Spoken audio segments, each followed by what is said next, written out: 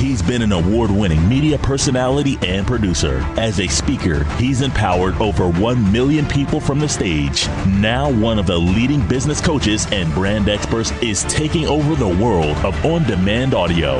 It's the Business Bully Podcast. Now here's the business bully himself, Dave Anderson. Well, it's time for our speaker. He dropped the mic yesterday. I ain't going to prolong this introduction because the business bully is here. He is ready to bring it to you. Y'all heard his credentials yesterday, and if you didn't, don't worry, because he gonna let you know what his credentials are. He's going to step on your toes. He's going to let you know that you need to get yourself in shape and get out of that comfort zone. So everybody, just put your pens and your pads down on the table. Get ready to write down some notes, because right now we're bringing to the mic none other than the business bully himself, Dave Anderson. Dave, welcome to the Black CEO Morning Show again. Thank you very much. Thank you very much. Mic check 1, 2. Am I coming in loud and clear? I want to make sure you can hear this. Loud and clear, brother, loud and clear. Take it away. All right. So yesterday's talk was about the diagnosis of what I like to call Black CEO trauma. You know, it's hard living in the skin that we live in. It is even harder to live in that skin in an environment where we've been conditioned to be workers and not owners. And so there's a lot of trauma that needed to be addressed yesterday. And like I said yesterday, you know, I didn't create Black CEO trauma. I just diagnosed it. So today I want to focus on some prescriptions, because a lot of things that people like to say to me, especially you negative naysayers out there, they say, oh, Mr. Anderson, anybody can say what the problem is. What do we do? I'm so glad you asked, because I'm about to give you a prescription to fix what's been ailing you. This is going to take a minute, so I'm going to need you to just give me the breath that I need in order to get all of this out, because there's a whole lot of trauma and disease that we've got to address. We got to cut out some cancers, people. I'm about to do some triage. First and foremost, I'm going to tell you to keep your eyes on your own paper. Remember when you were a kid and you were in school, I don't care what the class was, math, social studies, geography, and there was a test or sometimes a pop quiz, and the teacher would say to you, keep your eyes on your own paper. Somehow, in all of the nonsensical lessons we learned in the education system, we forgot to do that when it comes to our businesses. Because every time I turn around, I see so many of us looking to the left of us, looking to the right of us, looking up and down somebody's timeline to see what the quote-unquote competition is doing. Oh, I got to see what's happening out there. Oh, Lord, because if I don't see, I'm going to miss. Listen, the same thing that has been going on with you selling soaps has been going on with your competition selling soaps. It ain't changed much. So the one thing that I remember about being a kid was that I would go with my stepfather to races. I saw the Preakness Stakes. I saw the Belmont. I've seen the Kentucky Derby live. And I asked my stepfather, I said, Dad, what are those things on the horse's eyes? He said, well, those are blinders. And I said, well, why do they need those blinders? And he said, well, they need blinders because if they are able to see what's happening to the left of them and to the right of them, then they won't be able to focus on running their race. They won't stay in their lane, and then they'll fall over, and every other horse will fall over as a result. So in order to keep them on their path, they have to put blinders on them. Otherwise, the jockeys will get hurt, and they'll never win the race. And, you know, at the time, I'm, maybe 5, maybe 6, maybe 7 years old, I didn't understand the poignance of that statement. But so many of us are suffering from a lack of focus because we're focused on what someone else is doing. We're focusing on, what someone else is making. I've heard people say, oh, well, Dave, you can say that now. You're making all this money. Or look at Shay and Trevor. Every time I turn around, they got something they selling. Every time I turn around, they got an idea. Every time I turn around, they got something going on. How do you have time to count other people's money when you're not making yours? That does not make sense. So you have to put your blinders on. You have to focus on what it is you are here to do. You have to keep your eyes on your own paper. You have to stay in your own lane. So I am going to give you some blinders. So that's the first prescription I'm writing. My next prescription is we have to address, I'm not going to like this one, so I'm going to apologize in advance, but I'm only apologizing for the sake of being courteous because I really am not sorry. I'm kind of ticked off at this, but I have to do what I have to do. We're going to address your weakness for needing validation from people who don't matter. I'm going to say that again. We're going to address your weakness of needing validation from people who don't matter. See, most of you think that you're on the path to winning when the truth of the matter is you're playing not to lose instead of playing to win. You're playing not to lose instead of playing to win. The people from whom you seek validation have no clue as to what it takes to dominate. But for some strange reason, you seem to seek their opinions on everything when they're grossly underqualified to help you in the first place. To put that another way, it is the fear of trusting your own instincts that forces you to seek validation. The fear of trusting your own instincts, the thing that is going on in your head that says, I think I should go this way, but I don't see anybody else going this way. Well, let me go ask Pookie and Ray Ray and them. Let me go ask Mom and them, even though Mama's been working for 45 years and she's never run her own business. Let me go ask Cousin Skip, even though Cousin Skip ain't really done much except for hit a couple of licks at the casino, but somehow Cousin Skip's going to have the answer to my particular business queries. And I'm not saying that you can't learn anything from Cousin Skip, but really, I'm going to need you to trust your own instincts. Now, here's the good news. The good news is you're not at fault. From the time you've been able to walk, you've been programmed to fit in and conform. If you think I'm lying or being hyperbolic about that, ask yourself, why is it that no matter where you go in America, you can relate to the experience of having to get up and go someplace for 8 hours, and while you were there, you were given an hour to exercise. You were given maybe 30 to 45 minutes to eat. You were told that if you wanted to go to the bathroom, you had to have someone's permission, or you had to stand in line from shortest to tallest. Everything that you have been taught, the uniformity, the not making a whole bunch of noise, don't be a disruption, raise your hand when you want to speak, all of those things have taught you to shrink. All of those things have taught you to conform. All of those things have taught you to be like everybody else. And your amazing ability to adapt to the concept of conformity has been solidified over decades. And as a result, the business tends to be very cookie cutter. It tends to be like everybody else. You are addicted to tradition and playing it safe. I'm sorry, I know that's something that you don't want to hear because you're saying right now, no, not me, yes, you too. You're addicted to it. All I need to do is look at your business for 5 minutes and I can tell you that you're doing everything that you've seen everybody else do, and then you're wondering why you're not thriving. So I'm going to prescribe you a mirror so that you can see yourself and be yourself. Your business has only one unique sales proposition, and that's your unique take on your business. Not what you've seen someone else do, not what you heard on the radio, not what you've seen on TV. It is your unique take. It is your secret sauce. It is your experiences. It is your gut. It is your style. It is your flair. It's your particular DNA that's going to allow your business to thrive. So then your natural question is, well, Dave, what if it doesn't work? Hell, what if it does? You can't be dominant following someone else's path. See, you deserve to see if what you're capable of is what the market will respond to. But you don't know, because before you even get out of the starting block, you're second guessing and third guessing and 15th guessing yourself.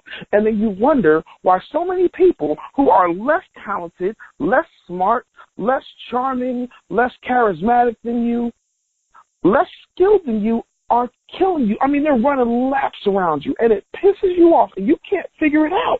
The reason you can't figure it out is because you're spending so much time figuring it out.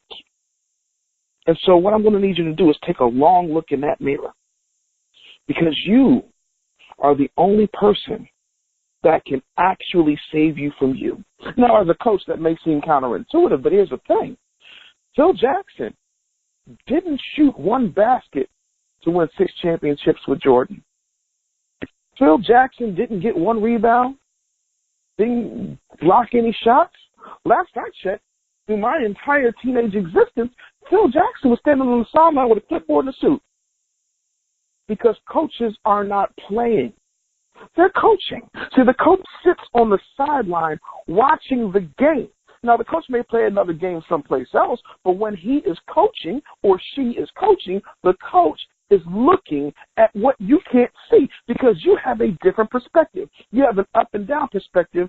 The coach has a side to side perspective. And so any way you slice it, you have to be out there. You have to make adjustments on the fly.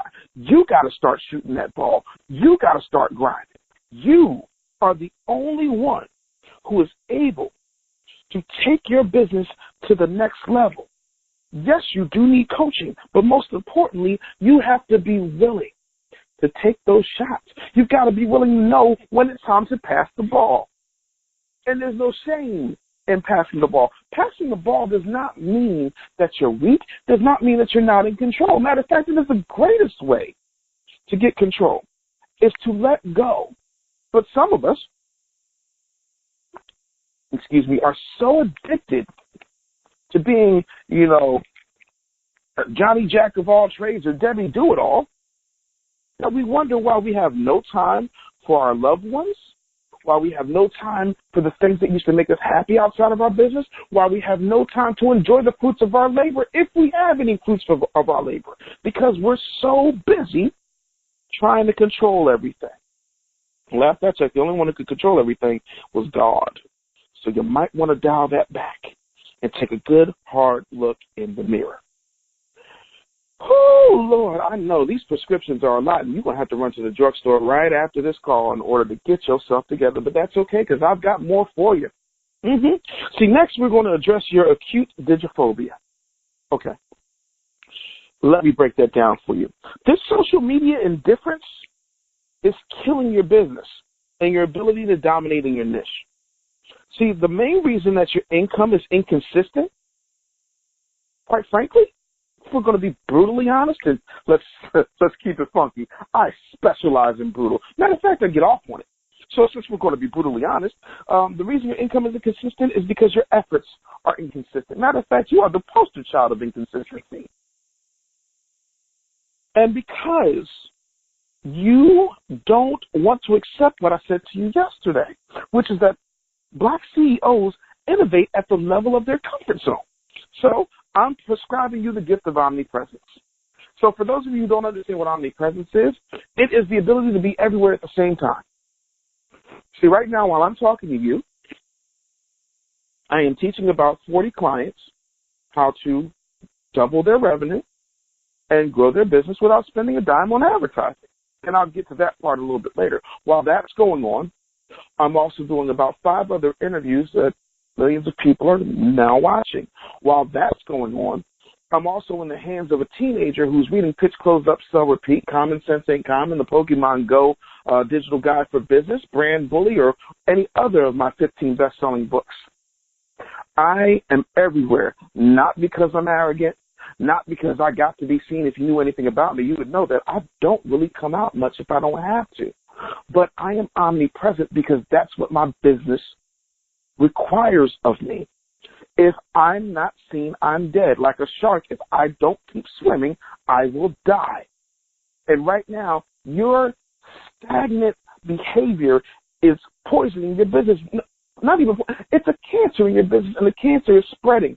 And I'm doing my best to try and give you some chemotherapy to cut that cancer out and stop it before it gets out of control. You have got to be everywhere. So how do you do that, Dave? I'm so glad you asked. You need systems. So let me break this down for you very, very quickly because, this literally could take weeks, but I want to do my best to knock it down in about 30 seconds. So your live videos need to have the audio extracted so that you can use that on your podcast. You then need to clip that video so that you can make Instagram memes. Then you clip the clips for Instagram stories, for Snapchat, and Facebook stories. Then you repurpose your videos from the week into a highlight reel for IGTV and YouTube. And that's just the first part. So let's talk about why you have digiphobia in the first place. Stress is keeping you stagnant because you're creating a false sense of overwhelm. See, a lot of Black CEOs like to say, oh, I'm so overwhelmed.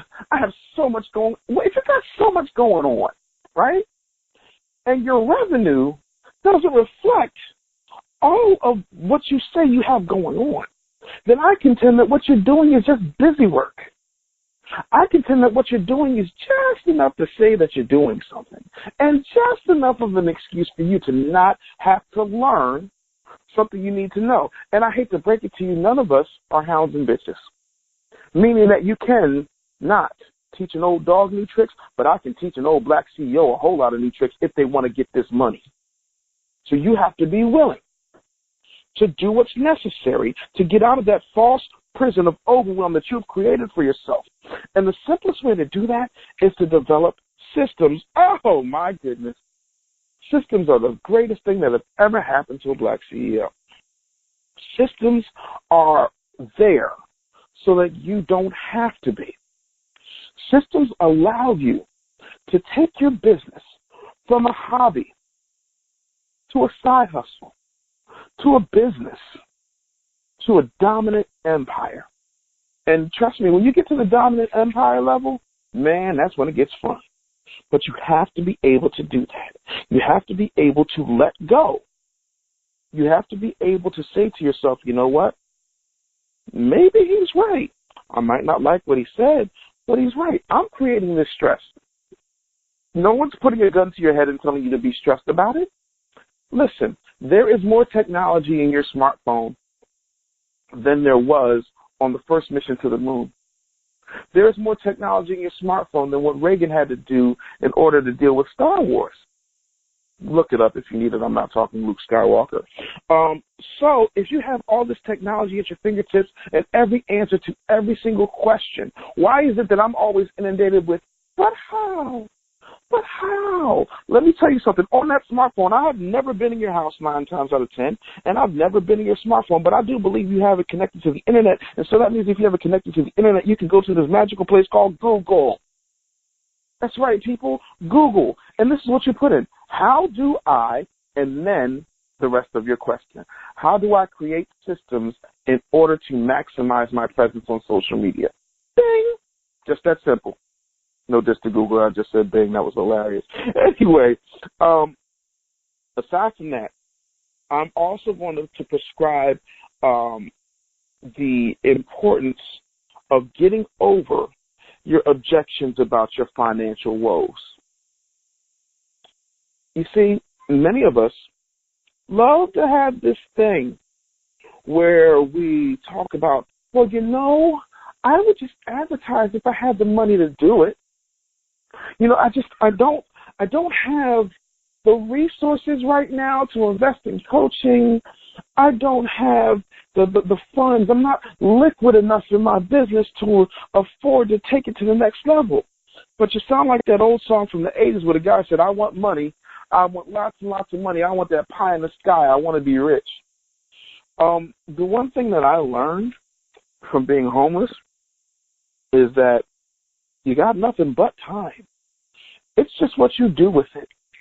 So if a person can go in the span of about 8 years from being homeless to creating $27 million in revenue in 2018 alone, there is no excuse for you other than the excuses you make for yourself.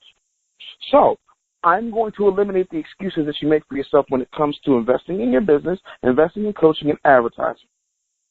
I guarantee you, if I'm wrong and you can prove it, I will send you for a week to my partner resort in Phuket, Thailand. You have never in your entire life seen a Dave Anderson ad. Never once. Now, I'm about to start advertising simply because I understand that I am a recovering labor addict, as Trevor Ott would famously say. A lot of us are addicted to our labor. But, you know, this past week I went to Canada and visited family in both Canada and Michigan, and my staff handled every need and every issue my clients had. I hired out. I hired people to run my business for me so that I can actually enjoy the fruits of my labor. You know, for the first time in 7 years, I actually treated myself to a brand new SUV. I actually, you know, spent money on clothes because I'm tight. I'm real tight with a penny. I ain't gonna hold you. I get it, but I'm never tight when it comes to investing in myself and investing in what I needed. And the one thing that I needed was to have some peace of mind and step back and enjoy my toddler and enjoy my teenager and enjoy my wife. I need that. And in order to get that, I had to start making different moves, which means that I hired people to do what I do. And I trained those people very well. And then I found specialists. See, many of us are looking for this Jerry Maguire type of mindset person, the person who completes me. It don't exist. You are already complete. You are whole. You are full. You have everything you absolutely need. What you need is someone to compliment you. Forget the old stupid adage of you have to accentuate the positive and eliminate the negative. No, you have to accent the positive and hire out the negative. See, I'm not a very organized man. What I do and my level of genius is more one of control chaos. So I have people to organize for me. I love to sell. I'm really good at sales. I love it. But if it were up to me, I would sell every single prospect, and I'd sell them into clients. But then I would never have any chances to watch my 3-year-old play soccer. I wouldn't be able to go watch my 19-year-old take pictures for Huffington Post or Philadelphia Inquirer or USA Today or things of that nature. I would not be able to participate in my own life. And so I had to hire out the negative, and I had to give myself the gift of time, and I do that through systems. And the cool part is I didn't spend a dime on it. You can get with Shea Brown for that. I'm not here to teach that today, but what I am here to teach is that I'm going to show you right now, in this very moment before I wrap up, how to build a 6-figure business without spending a dime on advertising. And I'm deadly serious. So I'm going to give you a second to compose yourself as I repeat what I just said. I am going to show you how to build a 6-figure business without spending a dime on advertising. You ready? And away we go. The first thing you're going to want to do is you're going to want to get on TV. Local TV, national TV, consistently. Then you're going to want to get in a couple of films. It's always good. You want to make sure that you're mentioned in a few New York Times bestsellers. You're going to want to make sure that you're on major radio shows, both local and nationally syndicated, specifically and especially in major markets. You're also going to want to make sure that you're in at least 5 to 10 of the top 50 podcasts in your niche. You're going to need to write at least 15 bestsellers and speak about 40 times a year. See? Simple.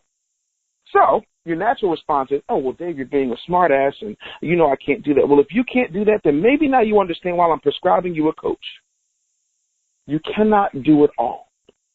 You don't know exactly where to go. Yes, you can figure it out on your own. Yes, you can get there, but I'm sorry. Last I checked, this is not a dress rehearsal, people. This is life. You only get one. And the last I checked, no one's getting out of it alive. So if you're not getting out of it alive, you need to get out of it what you need and now. If you're still working a job while you're still building your business, you need a coach. If your business is not generating at least 5 figures a month, you need a coach. If you have more months at the end of your money, you need a coach. If your family looks at you as just an ATM or a stranger they see sometimes, you need a coach. If you got up today because you had to, not because you wanted to or you were ready to tackle the day, you need a coach. If you're not comfortable in what you're wearing right now because you have to wear what you feel someone else told you to wear because it's professional and blah, blah, skippy bop, and you're not really down with the professional stuff, you immediately need a coach. But before you do that, you're going to need to put those blinders on. You're going to need to look in your mirror. You're going to need to start having some omnipresence. You're going to need to start building some systems. You're going to need to address your digiphobia. You're going to need to address your stress. You're going to need to eliminate your overwhelm. You're going to need to stop making excuses about your finances. And then and only then should you be hiring a coach. So tomorrow, that's my favorite. See, we've done the diagnosis. I've given you the prescriptions. And so now we're going to deal in recovery. Oh, in recovery. Oh, boy. It's going to hurt. It's going to hurt a lot less because we've already done a whole lot of hard work. So I'm excited about tomorrow. Now, this is Tell a Friend Tuesday. If you didn't tell a friend about this work that I'm here giving you, let me tell you something. Tomorrow is one of those things you cannot miss because I'm only going to say it once. And I've never said what I'm about to say tomorrow. And I'm telling you, it will change the way that you look at the way that you handle your business. You might not agree with me. You might not like me. But guess what? You can't argue results. You can't argue numbers. And unlike a lot of my quote-unquote peers, my results are very Googleable. And so today, I'm encouraging you to get out of your feelings and get into your business and tell a friend, because tomorrow is going to be the greatest day you have in your business in all of the fourth quarter. My name is Dave Anderson. Back over to you, Barrett. Oh, man, Dave, you broke the mic and took everything with you, man.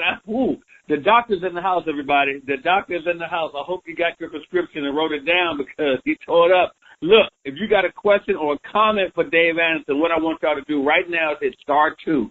Hit *2. We're going to get you on the air with Dave. You can ask your comment, ask your question, and give your comment. I'm going to start out with our own Velton Shaw. Velton, what you got for Dave? Wow, bam. Geez, Dave. Whew. What an amazing segment.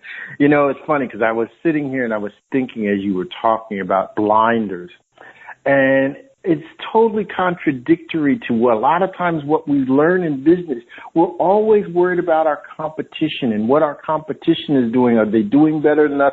They're not doing as well as us. And it just rang home so much when you started talking about focus on what you're doing versus what they're doing. And I don't have a question, but that comment was so powerful. I just want to say thank you. That just is a totally different way of looking at things than what we have traditionally been taught to do. Yeah, I think the thing of it is, and the reason that I've been able to be so successful so quickly is because I don't give a rat's behind about what has come before me. Because I know that while I did not invent coaching and would never claim to invent coaching, the things that I have invented have revolutionized the way that we operate. You know, from my ability to influence the way iHeartMedia does business, to the point where the company changed its name because I told them to. And that iHeartRadio app that most people have on your phone that has all those nice stats and that nice little algorithm that later got jacked by Spotify and Tidal and a whole bunch of other people, you're welcome. I was argued up and down about those things, but I knew I was right. Not because I think that I'm right, but I trust my instincts because they don't come from me. They come from a source greater than I could ever be. And I rest in that. Even if it seems crazy, even if it doesn't seem plausible, I take comfort in the discomfort of others because I'm so sure about what I'm doing that I'm willing to die for it. Most of us just don't have that level of commitment. And so we rather take comfort in watching someone else be successful and say, man, that's a shame. I'm just going to sit here and be a hater and not move. So, you know, it's one of those things where I don't have time because I'm afraid to die. I'm afraid. Not of the actual death, but dying before whatever I got in me gets out. Dying before, you know, my kids' kids are set up. Dying before I create the thing. The thing. I don't know what that thing is just yet, but whatever that thing is, I'm dying. And I know that every day I'm getting a little closer. I'm careening towards death. And that's not morbid at all, but I know that there's something else that I'm supposed to do, and I got to get it out of me. I saw, and I'm going to move on to the next question after this. I saw in 1994, there was a Jacksons movie. And the most poignant scene in that entire miniseries for me was teenage Michael Jackson. Not because he had pimples and he was crying on his mother's shoulders, but he said something that shook me and changed my life. He said, Mom, I got so much music in me, and I'm just dying. I just wanted to come out. I just wanted to come out.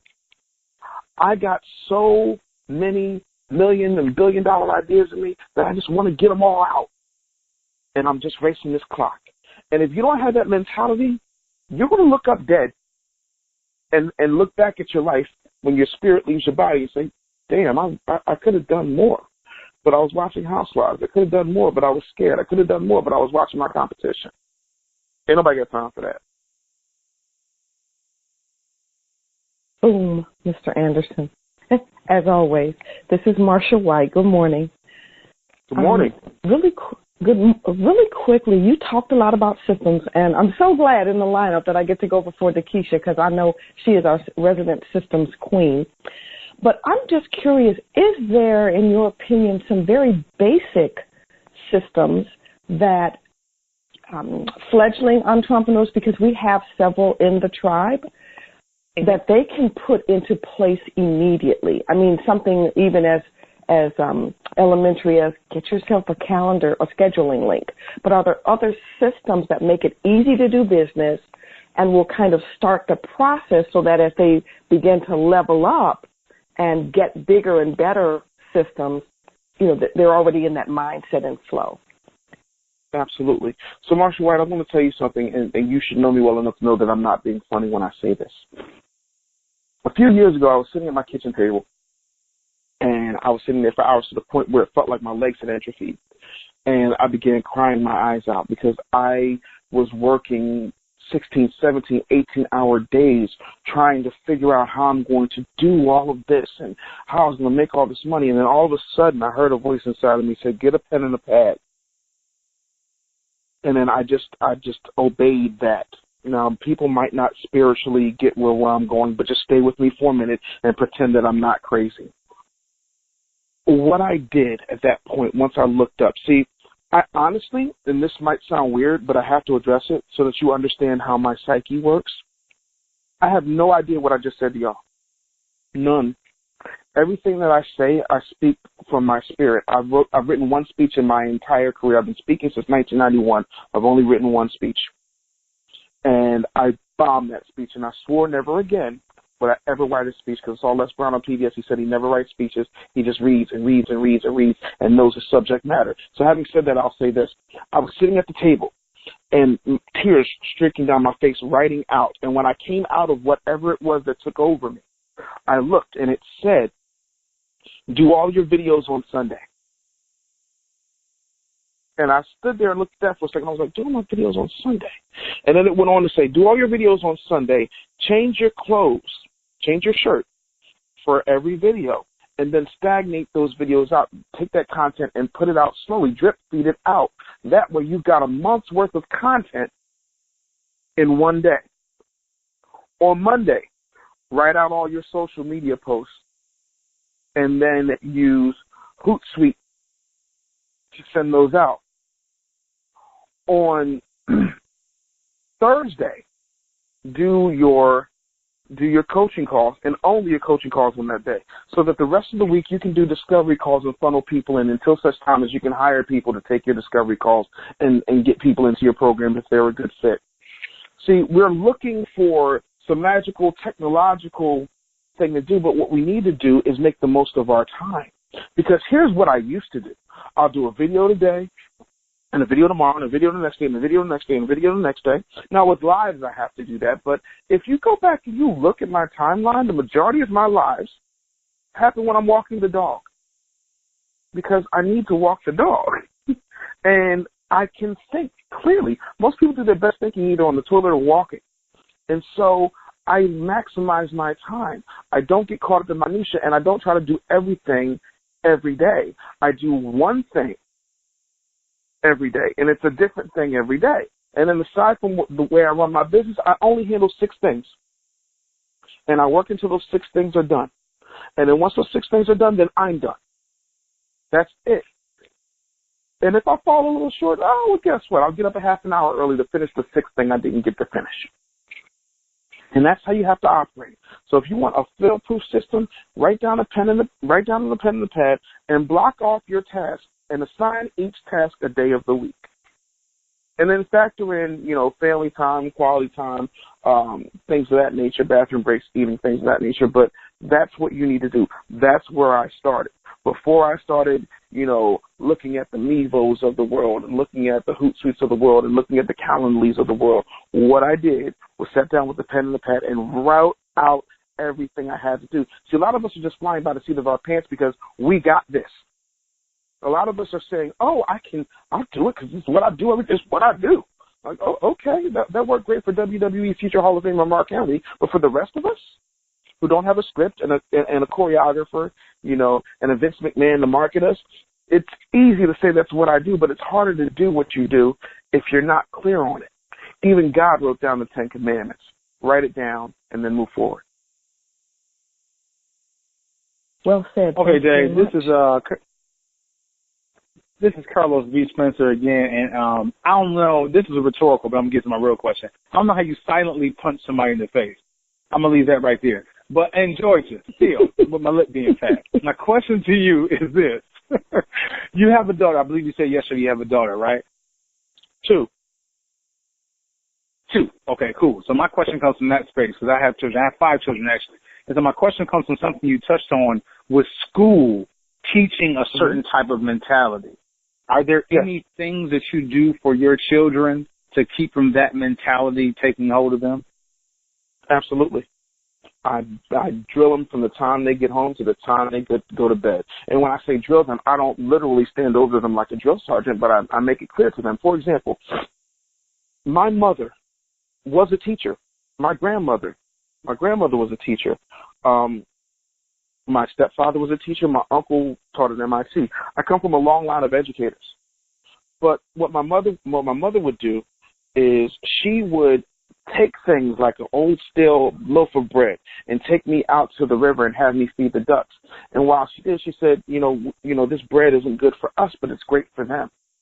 You know, never lose sight of making something work. Even if it doesn't work for you, it could work for someone else. See, my mother was instilling things in me while I'm thinking, we're just going to go feed some ducks. Isn't this cool? So what I do is, for example, when my 19-year-old was 15, I made it a point to date her. I would take her out so that she has standards. See, when you marry a model, you're 9 times out of 10 going to have model-esque kids. My daughter's 5'10". You know, she's 130 pounds soaking wet and one of the most beautiful things I've ever seen in my life. I knew what was going to happen. And so we would go to the movies. As a matter of fact, we will go to the movies this week. But we would go to the movies, and I said, I want you to pay attention to how stupid society is. I said, look.